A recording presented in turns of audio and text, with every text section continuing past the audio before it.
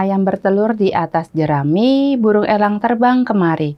Aku telah permuliakan engkau di bumi dengan selesaikan pekerjaan yang engkau beri. Senang sekali saya Katarina Utami dapat kembali hadir menjumpai Anda dalam acara Oase Rohani Katolik. Bersama saya telah hadir narasumber Oase Rohani Katolik, Romo Albertus Purnomo OFM. Mari kita bersama menyapa beliau. Romo Purnomo, apa kabar, Mo?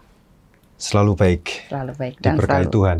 Amin. Terima kasih Romo untuk sedianya untuk mengisi acara Oase Rohani Katolik. Baiklah, sahabat Oase Rohani Katolik yang terkasih, kita akan awali acara hari ini dengan doa. Silakan Romo. Marilah kita berdoa. Dalam nama Bapa dan Putra dan Roh Kudus. Amin. Amin. Allah Bapa Maha Kuasa, Roh Kudus-Mu turun atas kami dan tinggal dalam diri kami. Jadikanlah kami kenisah kemuliaan-Mu dengan pengantaran Yesus Kristus Putra-Mu, Tuhan kami, yang bersama dengan Diko dalam persatuan Roh Kudus, hidup dan berkuasa Allah sepanjang segala masa. Amin. Amin. Dan Bapa dan Putra dan Roh Kudus. Amin. Bacaan liturgi hari ini, bacaan pertama dari Kisah Para Rasul, bab 20 ayat 17 sampai dengan ayat yang ke-27. Dalam perjalanannya ke Yerusalem, Paulus menyuruh seorang dari Miletus ke Efesus, dengan pesan supaya para penatua jemaat datang ke Miletus. Sesudah mereka datang, berkatalah ia kepada mereka, "Kamu tahu bagaimana aku hidup di antara kamu, sejak hari pertama aku tiba di Asia ini. Dengan segala rendah hati, aku melayani Tuhan.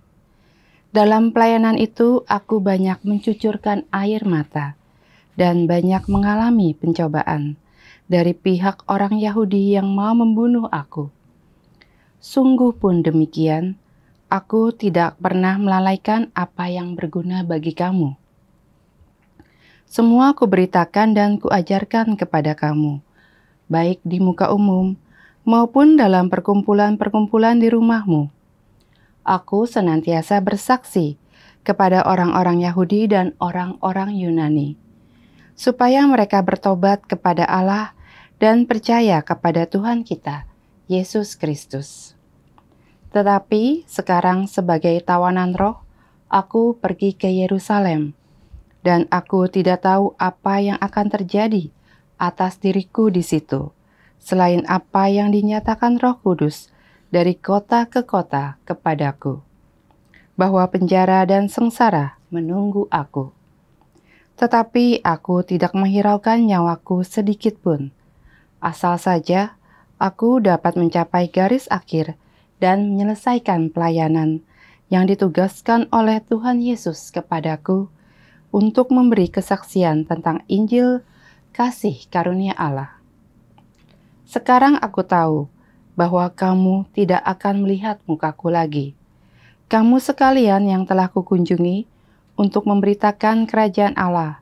Sebab itu, pada hari ini aku bersaksi kepadamu bahwa aku bersih, tidak bersalah terhadap siapapun yang akan binasa. Sebab aku tidak lalai memberitakan seluruh maksud Allah kepadamu. Demikianlah sabda Tuhan. Syukur kepada Allah. Marilah kita tanggapi dengan refren, "Hai kerajaan-kerajaan dunia, menyanyilah bagi Allah. Hai kerajaan-kerajaan dunia, menyanyilah bagi Allah. Hujan yang melimpah engkau siramkan, ya Allah. Tanah milikmu yang gersang kau pulihkan, sehingga kawanan hewanmu menetap di sana. Dalam kebaikanmu, engkau memenuhi kebutuhan orang yang tertindas. Hai kerajaan-kerajaan dunia, menyanyilah bagi Allah. Terpujilah Tuhan, hari demi hari Ia menanggung beban kita. Allah adalah keselamatan kita. Allah kita adalah Allah yang menyelamatkan. Allah Tuhanku, memberi keluputan dari maut. Hai kerajaan-kerajaan dunia, menyanyilah bagi Allah. Haleluya. Haleluya. Aku akan minta kepada Bapa dan Ia akan memberikan kepadamu seorang penolong yang lain, supaya Ia menyertai kamu selama-lamanya. Haleluya. Haleluya. Tuhan bersamamu. Dan bersama rohmu. Inilah Injil suci menurut Yohanes. Dimuliakanlah Tuhan. Tuhan. Dalam perjamuan malam terakhir, Yesus menengadah ke langit dan berdoa, "Bapa, telah tiba saatnya, permuliakanlah anakmu supaya anakmu mempermuliakan engkau. Sama seperti engkau telah memberikan kepadanya kuasa atas segala yang hidup. Demikian pula anakmu akan memberikan hidup yang kekal kepada semua yang telah engkau berikan kepadanya.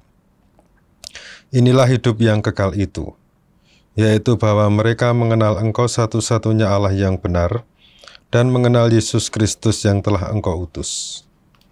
Aku telah mempermuliakan engkau di bumi dengan jalan menyelesaikan pekerjaan yang kau berikan kepadaku untuk kulakukan. Oleh sebab itu, ya Bapa, permuliakanlah aku padamu sendiri dengan kemuliaan yang kumiliki di hadirat-Mu sebelum dunia ada. Aku telah menyatakan namamu kepada semua orang yang engkau berikan kepadaku dari dunia. Mereka itu milik-Mu dan engkau telah memberikan mereka kepadaku, dan mereka telah menuruti firman-Mu.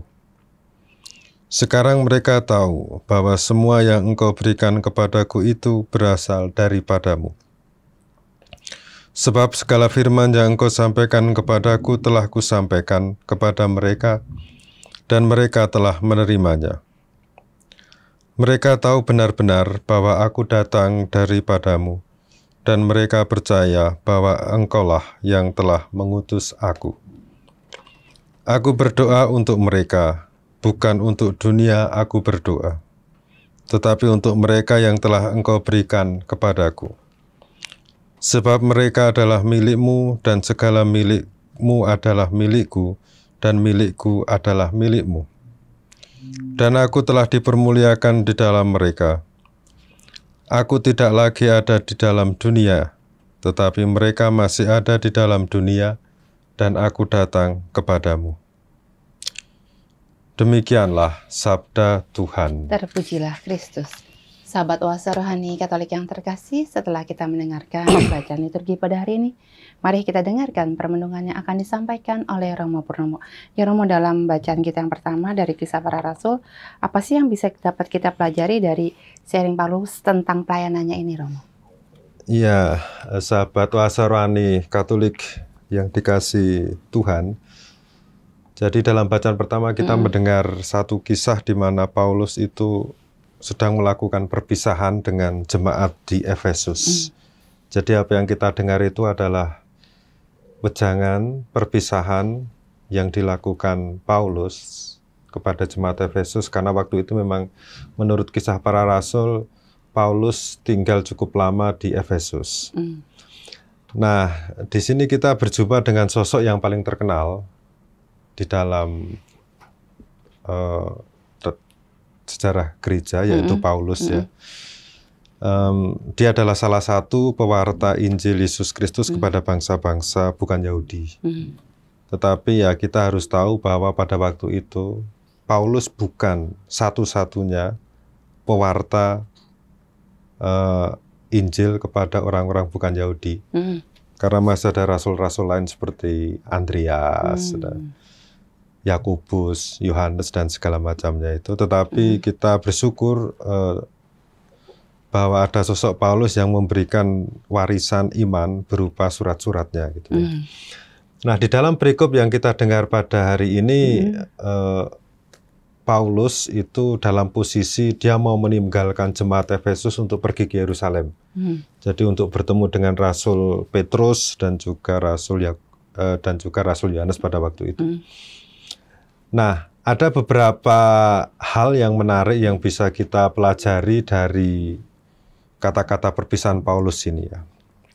Yang pertama, jadi di dalam perikop yang kita dengar, dia itu mengungkapkan suka duka pelayanannya. Jadi tampaknya lebih banyak dukanya gitu daripada sukanya. Jadi dikatakan ia mencucurkan banyak air mata, mengalami banyak pencobaan dari orang-orang yang bersekongkol untuk membunuh dia. Jadi sepertinya itu dalam tanda kutip leluhur kekristenan itu banyak yang diancam pembunuhan gitu ya. Kita ambil saja Yesus Kristus, itu kan dibunuh gitu ya, di kayu salib, Stefanus. Bahkan Paulus pun juga dalam pelayanannya untuk mewartakan Injil juga dia diancam pembunuhan. Meskipun akhirnya juga dia mati dibunuh ya di Roma gitu sebagai martir.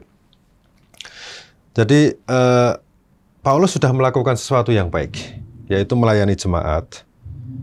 Tetapi kita juga melihat ternyata ada yang tidak suka dengan pelayanan dia. Dengan kata lain, ini kan juga bisa relevan dengan kehidupan kita sekarang ini. Meskipun kita sudah melayani dengan baik, tetap saja ada orang yang tidak suka gitu ya. Banyak mau. Oh banyak gitu ya. Dengan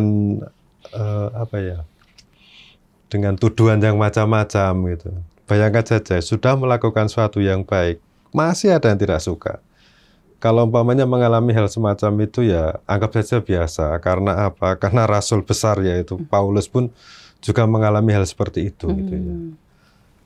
Lalu yang kedua, Paulus mengatakan, jadi dikatakan di sini, sungguh pun demikian, aku tidak pernah lalai melakukan apa yang berguna bagi kamu. Jadi sekalipun mendapatkan kesulitan, tantangan bahwa ancaman, bahkan ancaman pembunuhan, tapi Paulus itu tetap setia dengan mandat yang diberikan oleh Yesus yang bangkit gitu.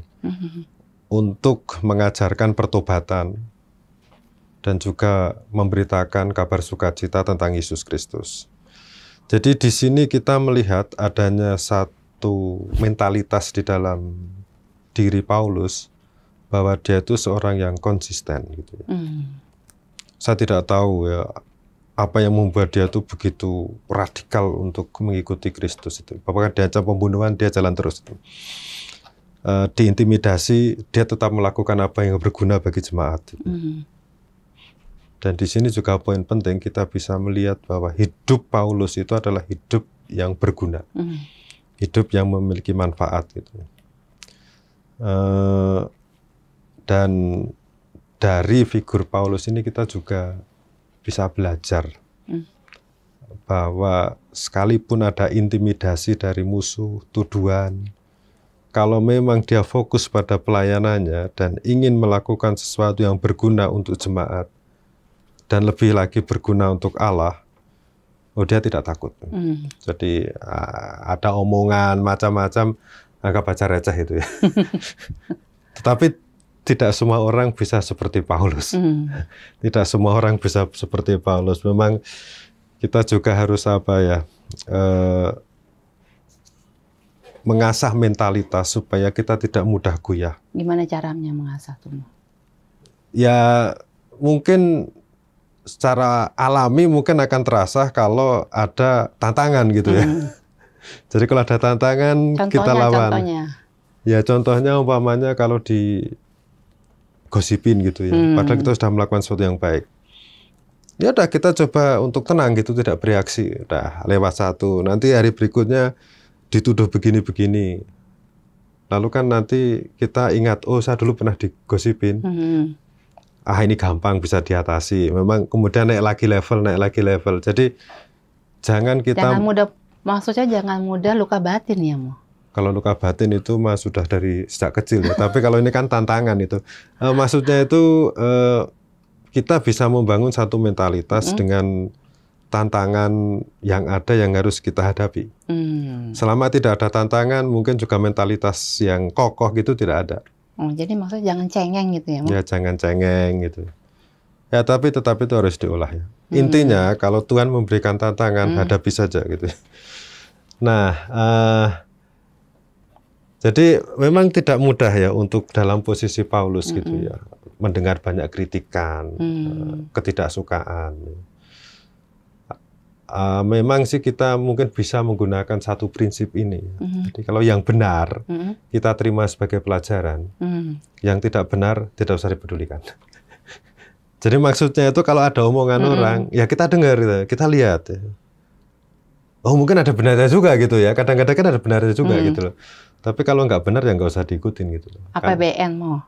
APBN. Apa itu? Ambil positif, buang negatif. Nah ya itu. Ya kalau ngomong itu gampang. Kalau praktek itu susah. Tapi ya memang caranya seperti itu gitu loh. Saya tidak tahu ya, seandainya Paulus itu terpancing dengan intimidasi atau tuduhan atau ancaman dari orang, ketidaksukaan orang, kalau terpancing dan reaktif, mungkin dia tidak akan menyelesaikan misinya. Karena fokusnya akan fokus kepada masalah, bukan fokus kepada tujuannya gitu ya. Jadi ini intinya adalah kita harus fokus pada tujuan kita ya. Ya. Dan memang kan kalau orang tidak punya kekuatan iman yang kuat atau kekokohan dalam mental, ada masalah sedikit di sini kritikan, malah fokusnya berpindah gimana mengatasi masalah ini gitu, lupa dengan tujuan itu. Tapi Paulus ya kita tahu dia mungkin sudah teruji terasah ya, beda dengan kita yang masih merangkak dari bawah gitu. Lalu yang terakhir juga ini dikatakan bahwa aku tidak menghiraukan nyawaku sedikit pun, asalkan aku dapat mencapai garis akhir dan menyelesaikan pelayanan yang kuterima dari Tuhan kepadaku. Jadi kita di sini tahu ya, memang fokus adalah garis akhir, tujuan dari pewartaan Paulus ini. Nah selanjutnya, rupanya bukan yang terakhir ini. Akhir banget ini. Akhir banget ini. Jadi Paulus juga mengatakan, sekarang aku tahu bahwa kamu tidak akan melihat mukaku lagi. Jadi dia mau pergi nih. Kamu sekalian yang telah kukunjungi untuk memberitakan kerajaan Allah. Jadi Paulus ini tipikal orang yang lepas bebas. Dia sudah membangun gereja, kemudian memperkembangkan di Efesus. Ya sebetulnya kalau dia mau, dia bisa tinggal dapat kenyamanan gitu ya. Tapi dia tidak. Dia fokus pada tujuan akhir untuk mewartakan Injil di beberapa kota. Sebenarnya kalau ini kan sudah nyaman gitu ya, pasti jemaat akan memberikan pelayanan dan segala macam. Paulus tidak. Tugasnya untuk mewartakan ke bangsa-bangsa, ya udah. Di Korintus dia membangun jemaat, sudah baik ditinggal. Tapi untuk menjalin kontak dia dengan surat-suratan. Di Efesus, di Tesalonika, di Filipi gitu ya. Jadi tidak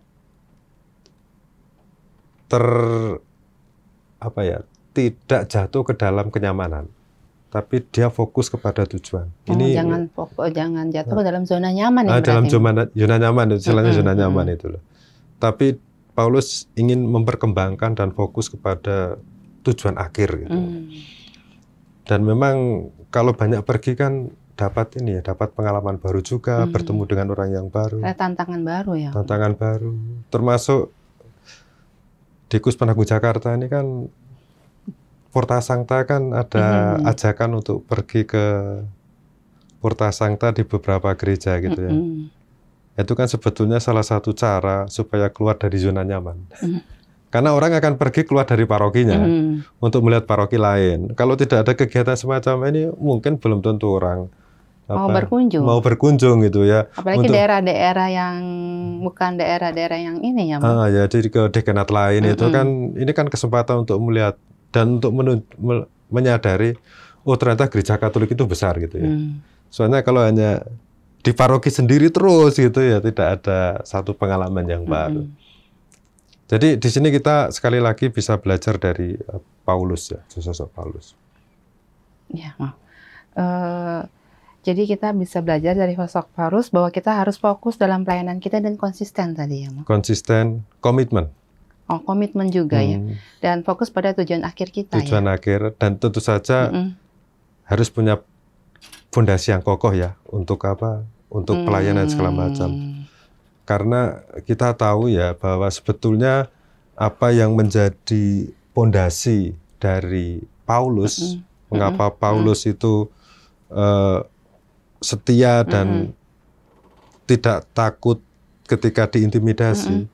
Dia mempunyai pengalaman perjumpaan dengan Kristus ketika mau ke Damaskus itu, ke Damsik maksudnya. Jadi satu pengalaman akan Allah, pengalaman iman itu yang membuat dia itu kuat. Jadi mungkin bagus juga sih, kalau kita ingin melayani Allah gitu ya. Memang di satu pihak adalah satu kewajiban bahwa kita sebagai anggota gereja, kita melayani gereja dengan apa yang kita bisa buat gitu ya. Tidak harus sama semuanya, tapi apa yang bisa saya berikan sebagai kontribusi untuk gereja. Tetapi keinginan itu harus ditunjang. oleh satu fondasi iman yang kuat itu. Baik bahwa setiap orang itu memiliki satu pengalaman iman, pengalaman rohani gitu ya. Dan itu yang menjadi dasar. Tiap orang pasti beda-beda pengalaman rohani ya. Ada yang sakit parah, lalu tiba-tiba sembuh gitu ya. Kemudian dari situ bertobat dia. Bertobat dan sangin melayani gereja. Ada juga yang ini mungkin mengalami satu mukjizat itu ya, berhasil dalam usaha, kemudian melayani. Jadi satu pengalaman yang dilihat sebagai pengalaman iman itu bisa menjadi fondasi dasar untuk melakukan suatu pelayanan. Apapun itu ya Romo, sekecil apapun itu bisa jadi fondasi kita ya. Iya, jadi tergantung bagaimana orang melihat ya. Ada orang yang melihat bahwa dia disembuhkan dari penyakit, dia melihatnya, ini kan berkat obat gitu ya. Nah, ada orang yang melihat disembuhkan dari penyakit, oh ini karya Allah gitu kan, tergantung siapa yang melihatnya gitu. Kalau orang beriman pasti melihatnya ini campur tangan Allah, melalui dokter, melalui obat-obatan dan segala macam. Jadi fondasi pengalaman iman kuat, pelayanan bersemangat, dan fokus pada tujuan akhir. Luar biasa. Semoga sahabat Oasa Rohani Katolik yang hari ini mendengarkan renungan yang dibawakan oleh Romo Purnomo di sesi yang pertama ini juga mendapatkan iman yang kuat nih Romo, supaya dapat pada tujuan akhir nanti. Baiklah Romo, kita akan lanjutkan nanti di sesi yang kedua. Baiklah sahabat Oasa Rohani Katolik yang terkasih, kita akan lanjutkan nanti di sesi yang kedua. Tetaplah di tempat Anda.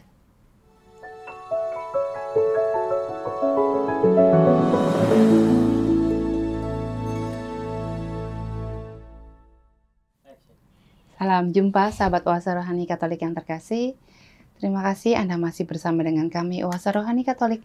Sesi yang kedua masih bersama dengan Romo Albertus Purnomo OFM dan saya Katarina Utami. Bagi Anda yang ingin mengirimkan saran atau Anda ingin sharing iman, Anda dapat langsung menghubungi alamat email kami orkkaj2021@gmail.com atau langsung ke nomor telepon kami 0881 0251 33438. Sekarang kita lanjutkan permenungan kita di sesi yang kedua ini. Ya Romo, sesi kedua ini kita membahas mengenai Injil Suci menurut Yohanes nih Mo. Iya. Ini mengenai doa Yesus. Apa yang bisa kita pelajari tentang doa Yesus ini Mo? Ya, kita berhadapan dengan satu teks yang unik ya, doa Yesus.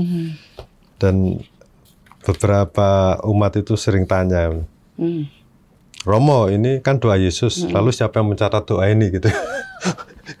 Apakah doanya itu diucapkan keras-keras atau gimana gitu ya? Tentu saja tidak harus dipahami secara literal gitu ya. Jadi secara sederhana doa ini itu mungkin diingat oleh para murid Yesus, yang kemudian murid itu merefleksikannya dan kemudian mengisahkannya kepada para muridnya, murid Yesus ini, yang kemudian ditulis. Tentu saja di sini ada variasi, ada perubahan modifikasi gitu. Jadi kalau siapa yang mencatat ya tidak ada, tapi ada ingatan di antara para murid tentang doa Yesus ini. Nah, sebetulnya di dalam doa ini ada beberapa hal yang kiranya perlu kita ketahui ya, untuk menambah wawasan dan pengetahuan tentang Injil Yohanes. Saya tidak tahu apakah ini satu renungan atau satu kuliah atau satu pengajaran. Memang Injil Yohanes itu agak rumit gitu ya. Bahasanya itu muter-muter itu. Dan tinggi. Jadi kalau tidak mengetahui arti dari kata, itu memang agak sulit memahami. Tetapi di sini saya mau membahas satu hal saja, yaitu berkaitan dengan kata yang sering muncul di dalam doa ini, yaitu hidup kekal. Jadi dikatakan inilah hidup yang kekal, bahwa mereka mengenal Engkau satu-satunya Allah. Kemudian dikatakan aku akan memberikan hidup kekal kepada mereka. Nah, pertanyaannya apa itu hidup kekal itu? Ya, hidup seperti apa itu? Jadi hidup kekal itu kan definisinya itu banyak sekali, tergantung perspektifnya itu siapa atau apa. Kalau di sini kan kita melihat bahwa hidup kekal itu harus ditinjau dari perspektif penginjil Yohanes. Dan sebetulnya sudah ada jawabannya ya. Inilah hidup kekal, yaitu mengenal Allah Mengenal Engkau, mengenal Bapa satu-satunya Allah, dan mengenal Yesus Kristus sebagai utusan dari Allah. Itu hidup kekal. Hidup kekal, tapi kan kalau dibandingkan dengan pemahaman umum mengenai hidup kekal, orang kan berpikir hidup kekal adalah hidup setelah kematian. Tetapi di sini kok hidup kekal kok mengenal Allah gitu ya. Jadi untuk memahami ini kita juga perlu untuk melihat ke belakang teks-teks lain di dalam Injil Yohanes yang berbicara tentang apa itu hidup kekal. Jadi menurut Injil Yohanes yang namanya hidup kekal itu adalah hidup yang berkelimpahan gitu ya. Hidup yang melimpah seperti halnya sumber air yang melimpah, seperti terang yang melimpah. Jadi hidup kekal itu adalah hidup yang melimpah dan sekali lagi juga tentu saja memberi manfaat gitu. Berkelimpahan itu artinya dalam kata lain berkelimpahan dalam hal apa tuh, Ma? Ya berkelimpahan dalam arti orang mengalami kedamaian, orang mengalami sukacita, orang itu lebih ke rohani ya? Ke rohani ya, berkelimpahan. Karena kita tahu ini penginjil Yohanes ya, jadi ngomongnya kan rohani melulu. Tetap ya ini, jadi hidup yang berkelimpahan. Nah bagaimana cara orang itu mengalami kelimpahan di sini? Mengenal Allah dan mengenal Yesus Kristus sebagai utusannya. Dan mengenal di sini tentu saja bukan pertama-tama dalam arti oh ya saya tahu, tapi mengenal kalau di dalam bahasa kitab suci itu berarti menjalin relasi. Jadi bukan hanya tahu gitu loh, tapi dekat menjalin ya, jadi dekat dengan relasi, jadi mengenal Allah dan mengenal Yesus. Tapi sebelum sampai nanti kita membahas hal ini, kita juga perlu tahu bahwa hidup kekal kita kembali tadi yaitu hidup yang berkelimpahan itu kan juga artinya kan salah satunya adalah hidup yang bermanfaat dan orang mengalami suatu kepuasan dengan hidup itu sendiri gitu. Dan di dalam Injil Yohanes Yesus pun juga mengatakan bahwa hidup kekal itu adalah hidup di mana orang itu bisa menyelesaikan pekerjaan tugasnya. Yesus kan seringkali mengatakan ya, menyelesaikan pekerjaan yang kau berikan kepadaku untuk kulakukan. Jadi hidup Yesus itu adalah hidup atau gini ya, bagusnya disebut hidup yang merupakan satu tugas dari Allah. Ada satu mandat yang diberikan Yesus untuk dilakukan. Nah dalam hal ini kita tahu bahwa di dalam Injil Yohanes hidup Yesus itu kan pertama-tama untuk memuliakan Allah. Dia melakukan mukjizat, mengajar banyak orang, itu pertama-tama untuk memuliakan Allah. Dan puncak dari memuliakan Allah itu adalah di mana? Pernah ikut KPKS? Belum? Belum. Oh. Gunung Sinai. Bukan. Di Gunung Kalvari itu disalibkan itu kan Yesus. Iya. Jadi Yesus menyelesaikan tugasnya itu. Disalib itu adalah salah satu tugas Yesus itu ya. Kalau di dalam Injil Yohanes. Jadi hidup Yesus itu merupakan satu hidup yang diberikan untuk orang lain bermanfaat dan itulah yang disebut hidup kekal gitu ya. Jadi menurut Injil Yohanes sebetulnya hidup kekal itu bukan hidup nanti setelah mati. Bahkan pada waktu masih hidup pun itu merupakan sebuah hidup kekal. Kalau orang itu mengenal Allah.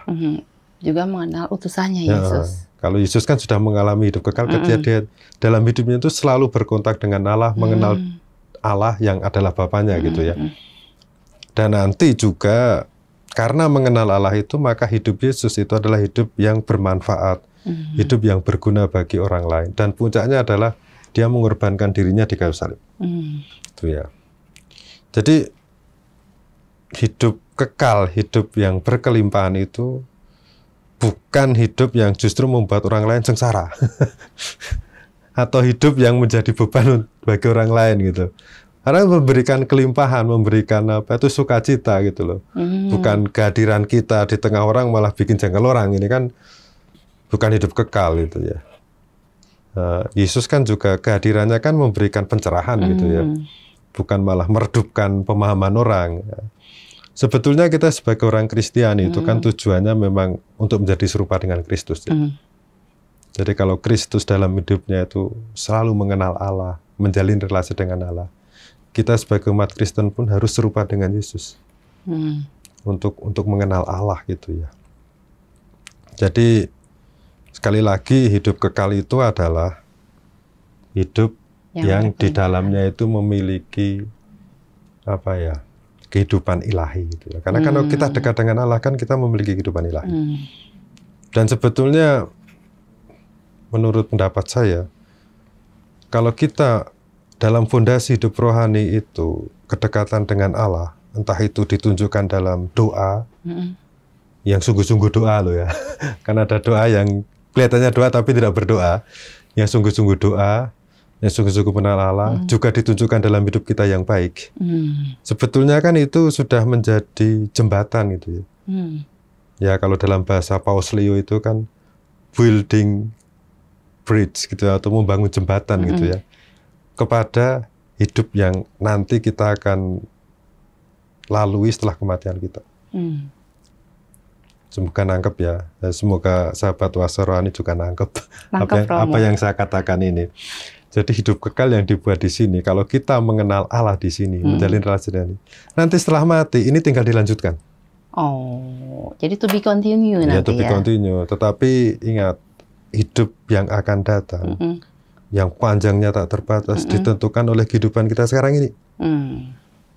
Jadi kalau selama hidup kita tidak bermanfaat, tidak memberi kelimpahan kepada orang, tidak pernah berrelasi dengan Allah, saya nggak tahu apa yang terjadi setelah kita mati. Bukan Allah tidak mau mengenal kita, tapi kita yang tidak mau mengenal Allah. Jadi apa ya, itu akan kelihatan kok orang yang memiliki hidup kekal itu. Dari sekarang tuh udah kelihatan ya? Ya, ada yang kelihatan. Ciri-cirinya ya? Ciri-cirinya itu ya memancarkan kedamaian. Kalau orang datang itu, kalau dia datang di satu pertemuan atau dengan sahabatnya senang gitu. Bukan, waduh, dia datang lagi. Kan itu repot ya. Kan dia sederhana itu, tapi kan ya gimana. Atau kalau tiap hari marah-marah tanpa sebab gitu ya. Hanya masalah kecil. Sendok, sendok miring begini marah gitu ya. Motornya kok parkirnya itu hanya sedikit geser gini marah gitu. Jadi itu kan sebetulnya hidup yang nggak tahu ya, tidak memberikan kedamaian bagi orang lain gitu ya. Nggak ada sukacita itu ya, Mo? Ya tidak membawa sukacita, tapi malah membawa keributan gitu. Ada masalah sedikit. Kecuali kalau umpamanya ada yang korupsi marah, itu betul gitu ya. Ini kan hanya masalah kecil, ada loh yang kayak gitu. Kan itu tipikal orang yang ini ya, yang sebetulnya itu tidak bisa menerima kelemahan dirinya sendiri. Jadi ketika ada kelemahan orang lain, langsung. Dia marah-marah gitu. Nah, jadi itu ada ya orang yang mau menjatuhkan orang lain. Ada yang julid itu kan iri hati itu ya atas keberhasilan orang lain. Ya model-model seperti itu kan model-model orang yang tidak mengenal Allah gitu ya. Allah kan juga membantu orang, memberikan kedamaian gitu. Jadi intinya orang yang memiliki hidup kekal itu dia bisa memancarkan apa ya? Memancarkan sifat Allah di dalam hidupnya. Di dalam hidupnya. Dan di dalam tradisi Kristiani, di dalam ajaran gereja, surga yang kita miliki, istilah surga itu seringkali memakai kata bahasa Latin visio beatifica. Apa itu artinya? Visio itu melihat, beatifica itu membahagiakan, jadi melihat yang membahagiakan. Jadi surga itu adalah ketika orang berjumpa dengan Allah dan merasa bahagia gitu. Jadi bukan surga dalam arti material gitu ya. Airnya susu itu atau mata airnya anggur, kita berkelimpahan gitu kan, hanya lantainya emas. Ya itu visualisasi, tapi kan sebetulnya yang asli adalah bahwa kita itu akan melihat Allah, berrelasi dengan Allah secara langsung, dan disitulah kebahagiaan. Tetapi hal itu sebetulnya sudah bisa dirasakan ketika kita masih hidup gitu ya. Kalau kita sungguh-sungguh mengenal Allah dan hidup kita itu memberikan manfaat, memberikan kelimpahan kepada sesama kita gitu. Sekali lagi, bukan kita hadir malah membuat orang itu jengkel, tetapi kalau bisa kita hadir membuat kita damai, membuat orang lain damai gitu ya. Nah, itu hidup kekal. Semoga bisa dipahami. Bisa dipahami, semoga sahabat Oase Rohani Katolik yang mendengarkan juga dapat memperoleh hidup yang kekal ya, Mo. Iya. Hidup yang berkelimpahan, bermanfaat bagi orang lain, dan membawa kedamaian sukacita bagi mereka yang kita jumpai ya. Nah, dan itu dimulai Dari dari sekarang gitu loh. Dari sekarang gitu ya. Iya, Romo, sebelum kita tutup acara kita, ada 1-2 patah kata untuk sahabat Oase Rohani Katolik. Ya, kita bisa belajar dari Paulus. Yang tadi kita sudah renungkan bersama, kita juga dipanggil untuk menjadi rasul, untuk mewartakan kabar gembira, Injil, dan fokus untuk setia pada pelayanan. Kita memiliki kontribusi masing-masing terhadap gereja, caranya beda-beda, tetapi paling enggak ada sumbangsih gitu. Dan yang kedua adalah kita bisa belajar dari doa Yesus ya, untuk sejak sekarang itu mengembangkan atau membudidayakan dalam hal ini adalah hidup kekal, yaitu berusaha untuk mengenal Allah, menjalin relasi dengan Allah, karena di situ nanti hidup kita akan melimpah, akan memberikan kedamaian bagi orang lain.